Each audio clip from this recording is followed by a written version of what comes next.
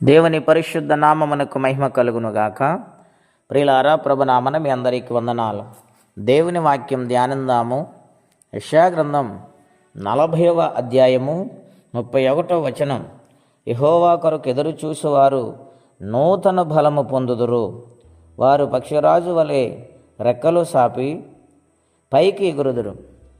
ప్రియమైన దేవుని బిడ్డలారా, భక్తుడైన యెషయా గారి ద్వారా దేవుడి మాటలు వ్రాయించారు. దేవుని కొరకు ఎదురు చూసేవారు బలాన్ని పొందుతారు. అవును ప్రియులారా, ఆత్మీయమైన బలము, శరీరము బలము సంపూర్ణంగా వారు పొందుతారు. కారణం ఏమిటి? వారు చూసేది దేవుని కొరకు. ఈ దినాలలో ఎదురు చూడటం అంటే దేవుని వాక్యము కొరకు, ఆయన సన్నిధి కొరకు ఎదురు చూసేవారిగా ఉండాలి. ఈ లోకములో ఎన్నో ఉన్నవండి. కొంతమంది వారి యొక్క పని కొరకు ఎదురు చూస్తారు, కొంతమంది సహాయము కొరకు ఎదురు చూస్తారు, అనేక మంది ఎదురు చూచేవారిగా ప్రతినిత్యము ఉంటారండి. వాటిలో బలమున్నదని కానీ శక్తి ఉన్నదని కానీ వ్రాయబడలేదు. కానీ దేవుని కొరకు ఎదురు చూసేవారు, ఇశ్రాయేలు ప్రజలు ఎదురు చూశారు కనుక ఐగుప్తు దేశాన్ని నుంచి విడుదల పొందారు.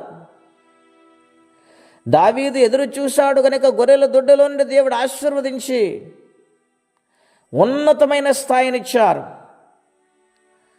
దేవుని కొరకు, దేవుని సహాయము కొరకు ఎదురు చూసేవారు నూతన బలం పొందుతారు,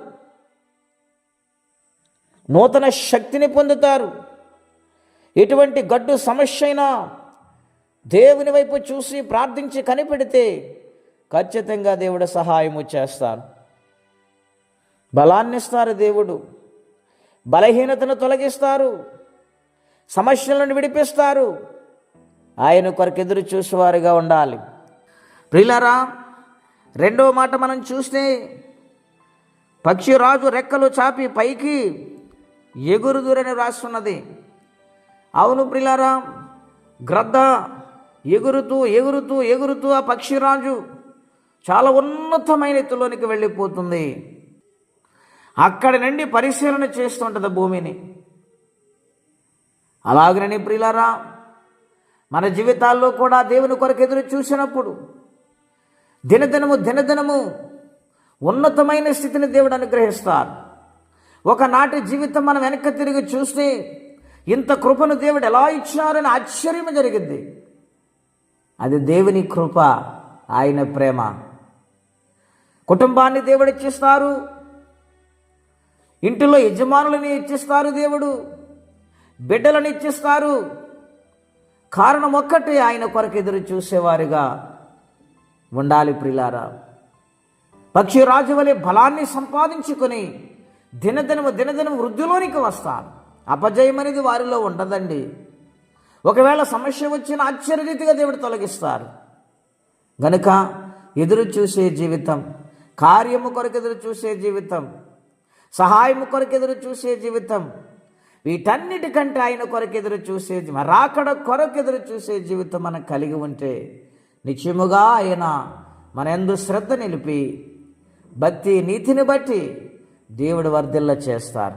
అటువంటి జీవితం ప్రతి ఒక్కరు పొందుకోవాలని కోరుకుంటూ ఈ మాటలు ముగిస్తున్నాను. ప్రార్థన అండి. అత్యంత కృప కలిగిన దేవా, మహోన్నతమైన మీ నామం కొరకే వందనాలు. ఉదయకాల సమయంలో మా అందరితో మాట్లాడారు. నీ కొరకు ఎదురుచూడడం ఎంత భాగ్యమునైనా, ఎంత ఆనందమునైనా. నాయన, బలాన్ని ఇస్తావు, సమస్యలను విడిపిస్తావు, బలహీనతను తొలగిస్తావు, నీ శక్తి చేత నింపుతావు. నాయన, నీ కోసం ఎదురు చూసేవారిగా, మీ యొక్క వాక్యము కొరకు ఎదురు చూసేవారిగా, మీ సన్నిధి కొరకు ఎల్లప్పుడూ కూడా ఆశ కలిగి ఎదురు చూసేవారిగా మా జీవితాలను సంపూర్ణంగా మీ ఆత్మ సహాయము ద్వారా నడిపించమని, ఎవరే కష్టముల బాధలు ఇబ్బందులు ఉన్నారో వారికినే సహాయం పంపించమని యేసుక్రీస్తు వారి పుణ్యనామములో ప్రార్థించి స్తుతించి వేడొచ్చున్నాము తండ్రి. ఆమేన్. దేవుడు దీవించునుగాక. ఆమేన్.